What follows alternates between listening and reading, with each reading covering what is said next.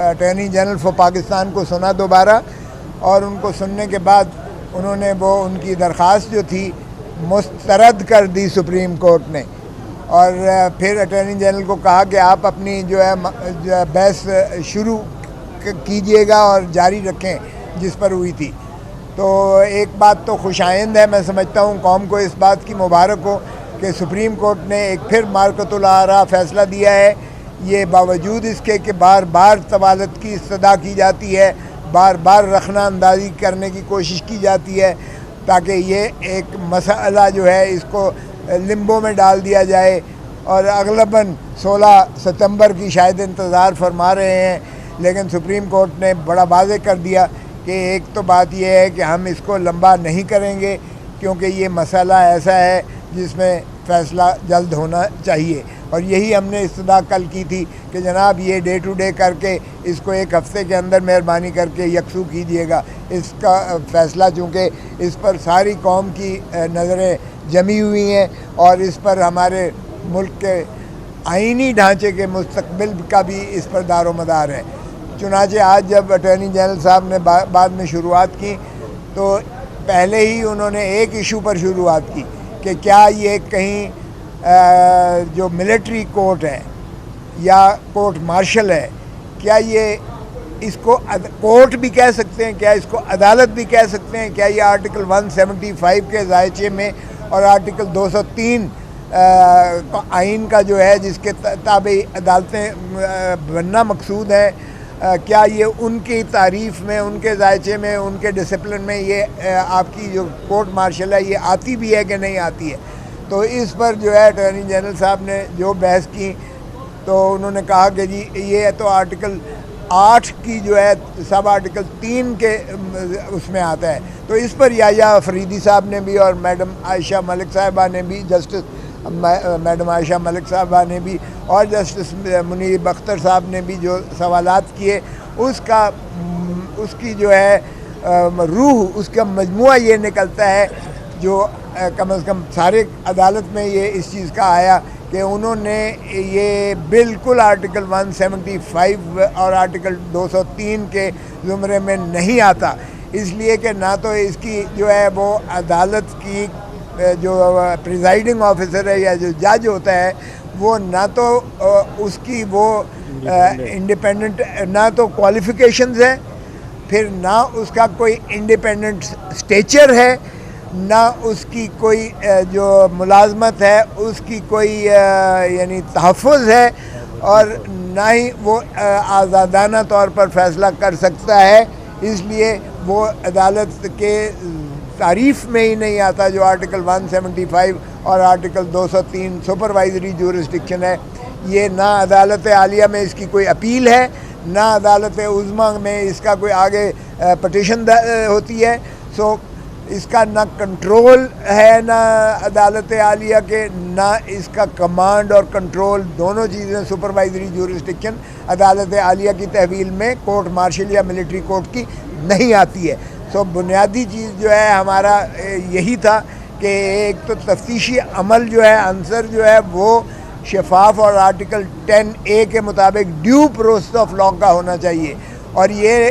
تو تفتیش سے ہی جب آپ اس کو ملزم کو اٹھا لیتے ہیں تو پھر اس کا کوئی پتہ نہیں ہے کہ اس کے ساتھ کیا ہو رہا ہے، اس کو کہاں رکھا جا رہا ہے، اس کے ساتھ کیا سلوک کیا جا رہا ہے، اس کو کیا بنیادی حقوق میسر ہیں یا نہیں ہے، اس کے کنفیشنل سٹیٹمنٹ ریکارڈ کیے جا رہے ہیں، کس طرح ہو رہا ہے، کون کر رہا ہے، اس کو کس جگہ پر لے جا کر کیا جا رہا ہے، نہ اس کو کوئی وکیل کی دسترس ہوتی ہے، نہ وہ اپنی کسی فیملی ممبر سے مل سکتا ہے، تو ڈیو پروسیس تو یہیں پر ہی منہدم ہو گیا، اور ڈیو پروسیس یہ بنیادی حق ہے جس پر کوئی قانون جو ہے اس کو سلب نہیں کر سکتا ہے۔ اس میں آئینی ترمیم کریں تو بھلے اور بات ہے، لیکن قانون کوئی بھی اس کو ٹیک اوے نہیں کر سکتا ہے۔ سو پہلی بات ہماری یہی تھی، اور اس کا کوئی جواب دوسری جانب سے نہیں آیا اٹارنی جنرل سے، اور اسی طرح عدالت کی تعریف میں نہ اس کی سپروائزری جورسڈکشن ہے، نہ اس کا کنٹرول اینڈ کمانڈ جو ہے ہائی کورٹ کے پاس ہے کورٹ مارشل کا، بلکہ ان کی اپنی ہائرارکی میں۔ تو پہلے دن سے ہی ہمارا یہ موقف تھا کہ جناب جب کور کمانڈرز جب یک زبان ہو کر فرماتے ہیں ان امپیچیبل ایویڈنس irrefutable ہے. اور جب فارمیشن کمانڈر سارے پاکستان کی آرم فورسز یہ کہتی ہیں کہ ناقابل تردید شواہد ہیں جن کو جھٹلایا نہیں جا سکتا، تو اس کے بعد ایک مذاق ہے کہ فوجی عدالت یا کورٹ مارشل جو ان کا ایک میجر جنرل ہوگا یا بریگیڈیئر ہوگا یا کرنل ہوگا وہ اس کو فیصلہ کر سکیں، اس لیے کہ فیصلہ تو دے دیا کور کمانڈرز اور فارمیشن کمانڈرز نے. سو اس بنا پر بھی یہ عدالت انڈیپینڈنٹ اس کو نہیں کہا جا سکتا. اور جب یہ بات ہوئی تو چیف جسٹس صاحب نے بھی کہا کہ یہ چیز آپ کنسیڈر کریں اٹارنی جنرل صاحب کو کہ کیا یہ پیرلل جوڈیشل سسٹم کے بنانے کے متصادم تو نہیں ہوگا، متبادل تو نہیں ہوگا، کیونکہ یہ ٹرائکوٹمی آف پاور جو ہماری ہے، یعنی جو 3 ستون ہیں ہماری ریاست کے اور آئین میں جو متعین ہے، یہ اس کی روح کو مجروح کرتا ہے. جب عدلیہ کی آزاد نہیں ہوگی، انصاف جو ہے عدلیہ یعنی انڈیپینڈنٹ جوڈیشری یا انڈیپینڈنٹ کورٹ یا انڈیپینڈنٹ جو ہے کورٹ مارشل یا انڈیپینڈنٹ جو ہے ملٹری کورٹ نہیں فراہم کرے گی، تو ظاہر ہے یہ ٹرائکوٹمی آف پاور کے اور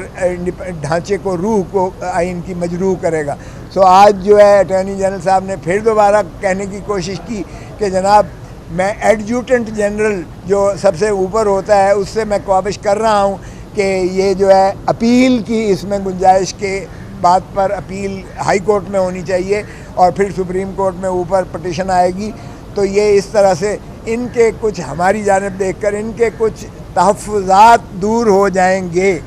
تو چیف جسٹس نے اور انہوں نے کہا کہ جی پہلے جو آرمی ایکٹ میں ترامیم ہوئی ہیں وہ ترامیم پہلے سے ہی جاری و ساری تھی، اس لیے میں اس میں شامل نہیں تھا اٹارنی جنرل تھے. تو جسٹس مظاہر علی اکبر نقوی صاحب نے کہا کہ آپ پھر اس کا مطلب اسٹیٹمنٹ دے رہے ہیں، آپ تسلیم کر رہے ہیں کہ اٹارنی جنرل کو اس قانون سازی میں وہ اس کی مشاورت شامل نہیں ہے. تو انہوں نے کہا جی میں حقیقت بتا رہا ہوں، ایک فیکٹ بتا رہا ہوں. تو اس سے بھی عیاں ہو گیا کہ اس حکومت نے یہ جو قانون سازی کر رہی ہے اس میں جو پرنسپل لا آفیسر ہے ان کا اس کی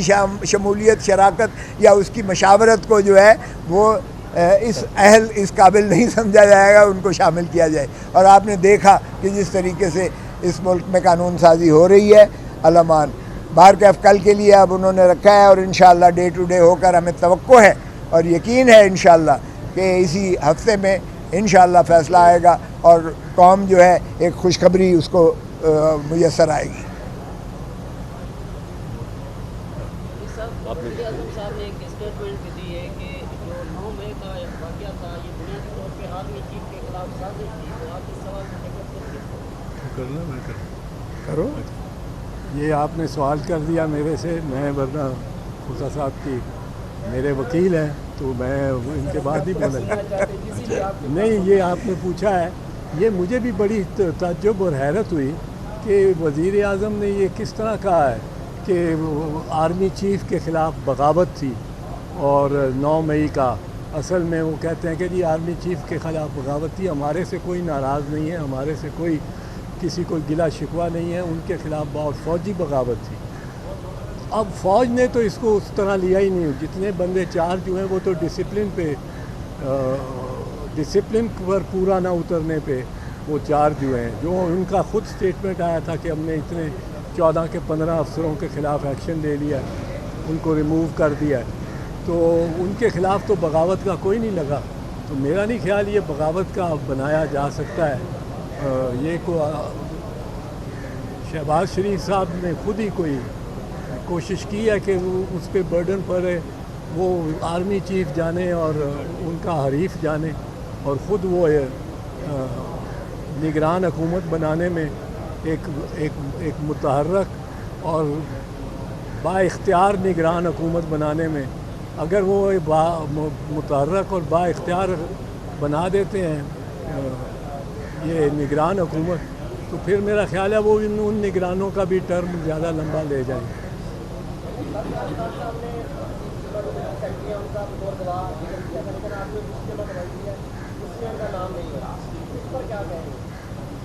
اس کا نام نہیں ہے، یہ ان سے ریلیٹڈ نہیں ہے. یہ توشہ خانہ کیس سے حوالے سے ہے، یہ سردار صاحب اس کیس کو نہیں ریپرزینٹ کر رہے، اس لیے سوال آپ میرے سے کریں۔ انہوں نے اپنی 342 کی سٹیٹمنٹ میں یہ اپنا بیان دیا ہے، تو بطور ڈیفنس وٹنسز ہم ان کو نہیں بلا رہے۔ یہ کورٹ کا فرض ہے کہ چونکہ سبجیکٹ سے ریلیٹڈ وہ وٹنس ہیں تو وہ کورٹ وٹنس کے طور پر ان کو طلب کیا جانا چاہیے، اور کورٹ ان کو جب طلب کرے گی کیونکہ وہ آفیشل ہیں، سرونگ آفیشل ہیں، تو وہ آنے کے پابند ہوں گے، وہ اس کو سٹیٹمنٹ دیں گے۔ اور جو آج کی بات میں آپ کو کہہ رہا ہوں،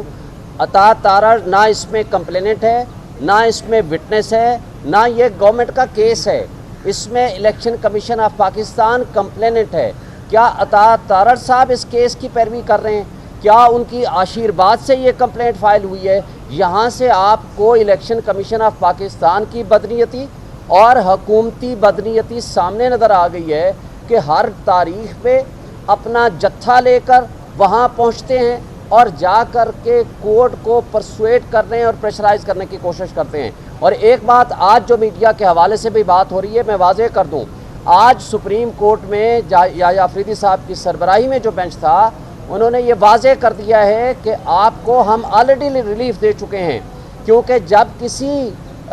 جج کے خلاف ٹرانسفر اپلیکیشن آ جائے تو وہ فائنل آرڈر پاس نہیں کر سکتا، یہ لاء میں لکھا ہوا ہے۔ تو لہٰذا جب ہم یہ آرڈر آلریڈی دے چکے ہیں کہ آپ کی ٹرانسفر اپلیکیشن ٹیک اپ ہوگی، آپ کی کرمنل ریویژن کے ساتھ سنی جائے گی، تو اس کا مطلب ہے کہ ہماری طرف سے انٹرم ریلیف آلریڈی موجود ہے۔ اس لیے انہوں نے نوٹس کر دیا ہے، یہ آپ سارے میڈیا کو پتہ ہونا چاہیے کہ ہمایوں دلاور جو کہ ایک متعصب جج ہے، جس کے خلاف آلریڈی درخواستیں آ چکی ہیں اور سپریم کورٹ ڈائریکشن دے چکی ہے اسلام آباد ہائی کورٹ کو کہ ان ٹرانسفر اپلیکیشن کو کرمنل ریویژن کے ساتھ مل کے ڈیسائیڈ کریں، اور اسلام آباد ہائی کورٹ کے چیف جسٹس صاحب کو ایف آئی اے کو یہ کیس نہیں بھیجا جانا چاہیے تھا، ان کو خود اس کو فائنل ڈیسیژن کرنا چاہیے تھا۔ لہٰذا اس حوالے سے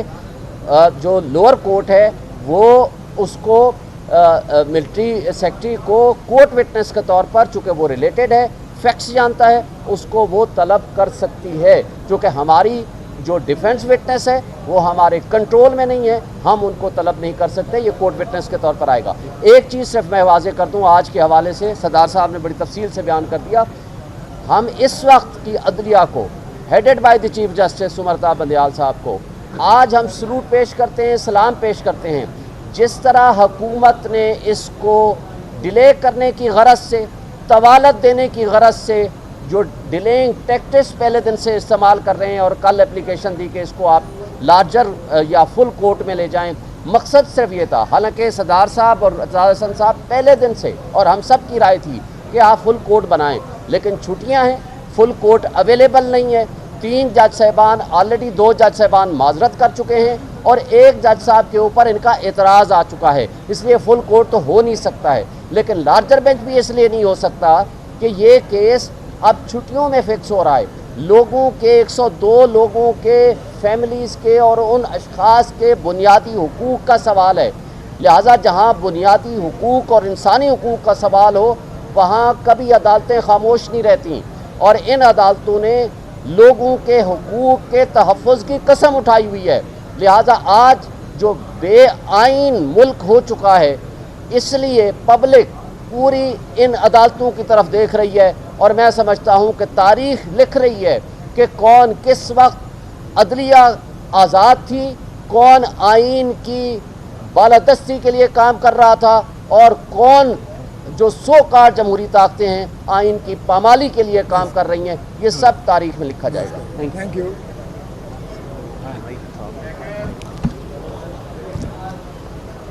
یاد رکھا جائے۔